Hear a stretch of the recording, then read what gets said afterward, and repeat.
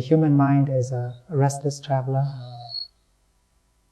constantly leaping ahead to the fog and unknown, trying to predict, prepare, and prevent. It is like a bird fluttering from branch to branch, never resting, always seeking, never satisfied. This is the root of suffering, the obsession with a future that does not exist. Zen teachings emphasize the power of the present moment. The past is but a memory, the future is but a dream.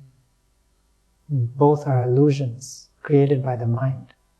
In clinging to tomorrow, we become blind to today. In fearing what is yet to come, we poison the joy of what is already here. Buddha once said, "Do not dwell in the past, do not dream of the future. Concentrate the mind on the present moment." This is the wisdom of liberation. To live in the now is to be free from anxiety, free from suffering, free from the endless cycle of worry that binds the mind. But how do we practice this wisdom? How do we escape the torment of tomorrow? Let us embark on a journey, a story that unveils the truth hidden beneath the veil of our restless thoughts. The merchant and the wise one there. Once was a merchant, a man of great ambition and endless worries. Each night he lay in bed with his thoughts racing, his mind filled with numbers, calculations, and concerns about what tomorrow might bring. What if my ship sink in the storm?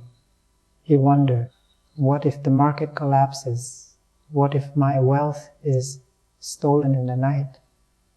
Though he was prosperous, he was never at peace. His success only deepened his fears, for the more he had, the more he feared losing.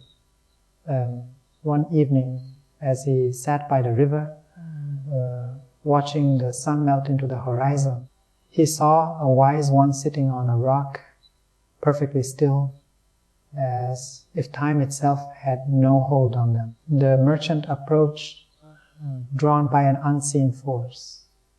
"Wise one," he said, "I have more than most, yet I live in constant fear. Every night I am haunted by thoughts of what may come. My wealth brings me no peace. My future is a shadow that darkens my days. Tell me, how do I rid myself of this endless worry?"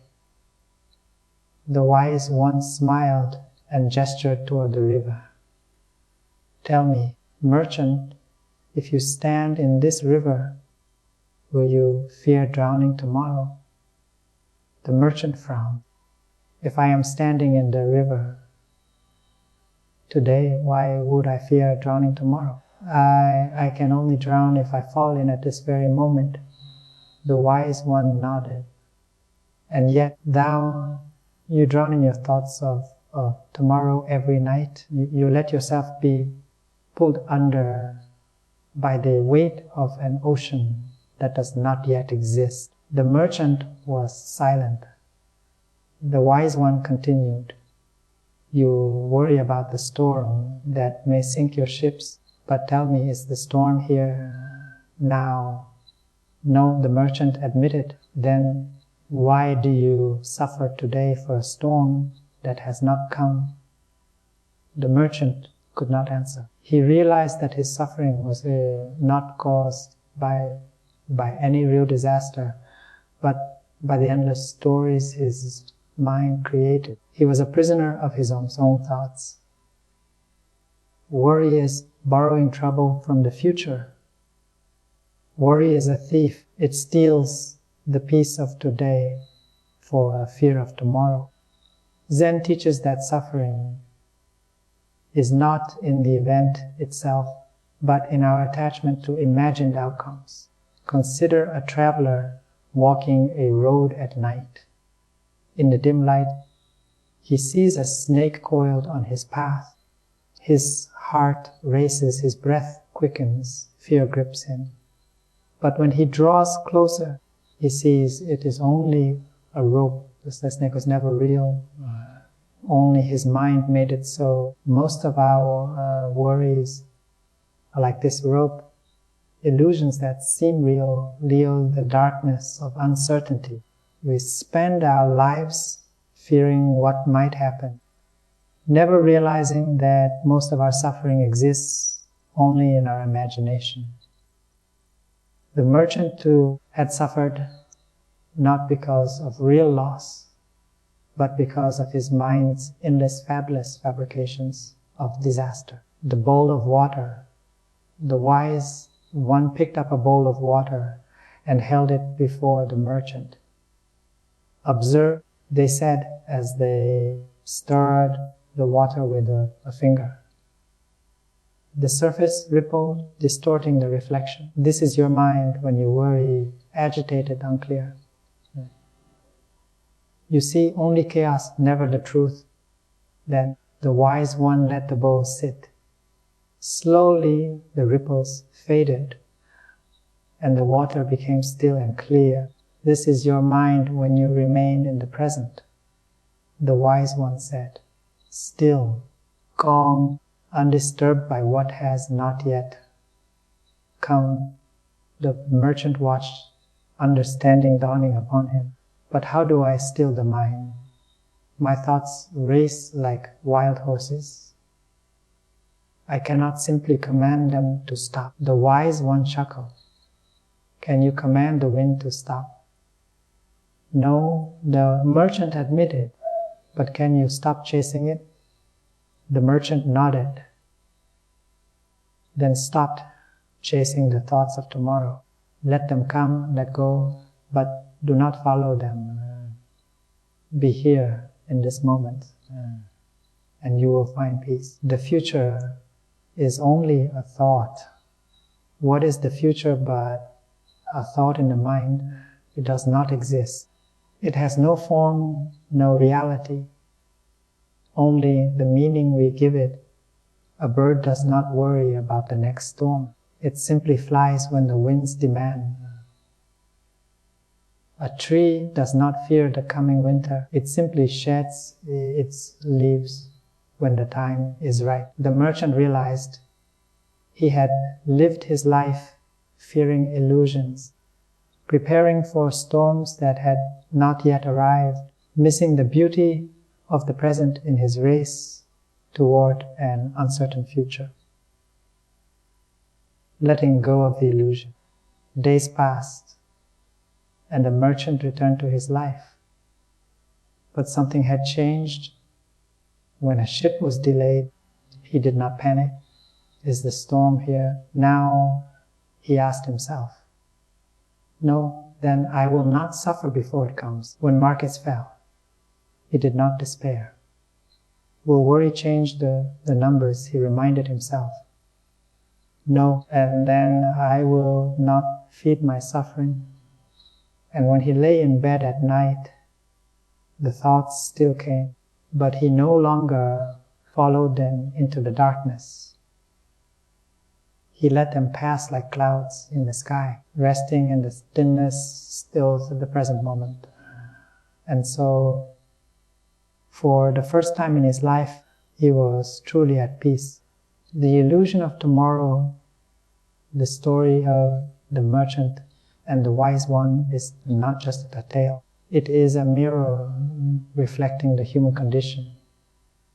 Most people live like the merchant, constantly burdened by the weight of uncertain future. But what is the future of not a projection of the mind?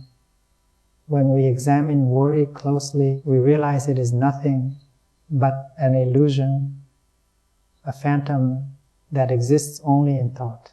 It is neither real nor tangible, yet it has the power to darken our days and steal our peace. So, let us reflect deeply on the lessons hidden within this story. 1. The mind as the creator of suffering. Zen teaches that suffering does not arise from external events, but from how we perceive them. A storm may come, but it is only our fear of it that causes distress. A loss may occur, but it is our resistance to it that creates pain. The merchant was not suffering because of real misfortune. He was suffering because his mind was living in a future that did not exist. If we can recognize that our minds are the source of worry, we can also understand that peace is found not in controlling the future, but in mastering the present moment. Think of a time when you worried about something that never happened. Did your suffering change the outcome? Could you have lived those moments in peace instead? Worry is a habit, but like all habits, it can be unlearned. 2. The river and the rope, seeing clearly. The wise one's lesson of the river and the rope reveals a profound truth. Our fears are often born from misperception. A traveler mistakes a rope for a snake, just as we mistake possibilities for realities. The mere thought of misfortune is enough to send our minds into turmoil, even though the event has not happened. But clarity comes when we learn to see, when we recognize that most of our fears are shadows cast by the mind. When faced with uncertainty, ask yourself, is this a real problem or just my fear of a problem? Challenge the reality of your worries. Are they as real as they seem? Through awareness, we begin to separate illusion from reality. 3. The still water. Mastering the present, the wise one demonstrated that a disturbed mind, like rippled water, distorts reality. When the mind is clouded by worry, we lose sight of the truth. We see only chaos. But when the mind is still, we gain clarity. Just as calm water reflects the sky perfectly, a peaceful mind reflects life as it truly is. How often do you allow your thoughts to settle before reacting? When worry arises, try sitting in stillness, focusing on your breath. Does the fear persist? Can you find peace simply by returning to the present? When we cultivate stillness, we gain power over our thoughts rather than being controlled by them. 4.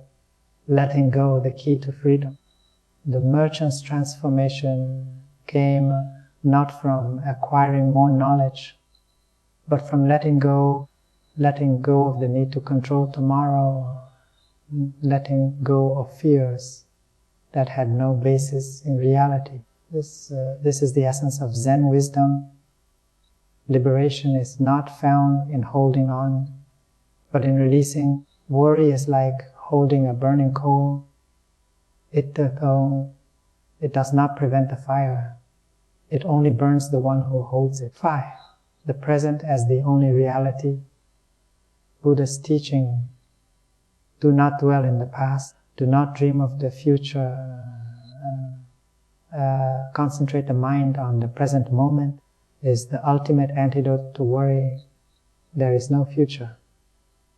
There is only now. When we truly understand this, we stop postponing our happiness. We stop believing that peace is something we will find after we solve all our problems. Instead, we realize that peace is always available, right here in this very breath. If you had only this moment to live, would you spend it worrying? What if true joy was not in tomorrow, but in this very second? The mind always chases a future that never arrives, but the heart knows the truth. Happiness is only found in the now. living without worry. The greatest tragedy is not the loss of future, but the loss of the present. Worry robs us of life, not because disasters happen, but because we never truly live in our constant anticipation of them. But there is another way to live without worry, is not to be reckless or careless. It is to trust life, to meet each moment with presence, and to let go of the need to control what is beyond our reach. This is the path of wisdom. This is the path of peace. And so the choice is yours. Will you continue to chase the illusion of tomorrow, or will you awaken to the miracle of today? Thanks for watching.